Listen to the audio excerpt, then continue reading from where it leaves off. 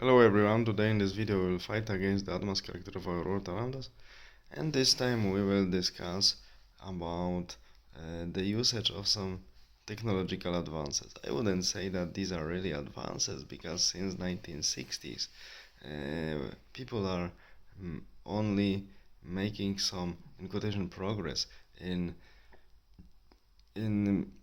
making things which were known previously, technological solutions that were known for some years or decades or even hundreds of years. People make them more perfect, people try to make them more efficient. Briefly, people try to optimize, and thanks to this optimization of this, what was previously known, we sometimes get some tools, new tools, and the algorithm that answers our question on the basis of the resources stored, for instance, in the internet, it's becoming a little bit better and better. Of course, now so-called ChatGPT got overloaded and also found its limits.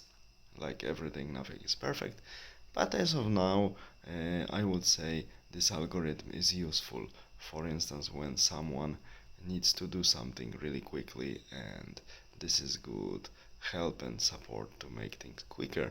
But there is one thing: one needs to work on this, what one gets from this algorithm. One cannot use it blindly, and one cannot leave it without, I would say, human touch, and without corrections, without adjustments, which is fine, because like we have many repetitive and boring jobs. For instance, writing text of applications, or text of official documents, official requests, and so on and so on, many more. So such algorithm is very useful, because it produces us something general, and later we need to, in quotation, personalize it for our needs. It saves us a lot of time and a lot of tedious job. Of course, some people would say yes, but technological progress makes us lazy, makes us stupid, and limits our cognitive skills. Yes, I have to agree with this statement, but this, what these people mentioned, happens only when we abuse and not and don't use technology, but abuse it, and we refuse to work on it, what technology delivers to us, and we take for granted and blindly this, what technology delivered to us. That's why we should work on that and use technology properly. If something can facilitate the work, we should use it only as something that facilitates the work only, not something that does the work for us. That's it. And as I'm always mentioning, I'm not against technological advances. Doesn't matter if they are real progress, or simply, like today in most cases, optimization of this what we knew before. I'm really for it. I like it. But there is one thing: we should use it wisely. We should be aware that it will never replace our intelligence. We don't need more AI. We need more NI. So we don't need more artificial intelligence. We need more natural intelligence, especially when we have so many different tools that can help us in life, better or worse, but they can help. And we should also know one thing: that I'm against technological, not progress. I'm against using technological progress against human freedom. I'm against using it to limit human freedom, just to be very precise. But we see that the only aim of government is to keep itself at the power.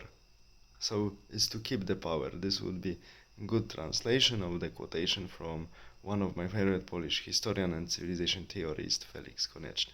So if the government's only aim, in fact, is keeping the power, so keeping the power also uh, also results in the increase of control.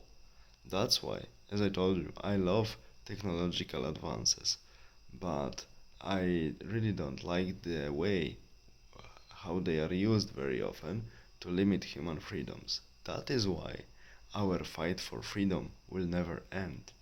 And as Ronald Reagan said, and one of the greatest US presidents, the freedom is fragile. Each generation needs to fight for its own freedom. And if this generation doesn't do it, freedom will not exceed one generation. It will be lost for another one. And these words were always valid, are valid even now, or even more, especially thanks to these technological developments. I really love them, but I don't like their abuse to limit human freedoms.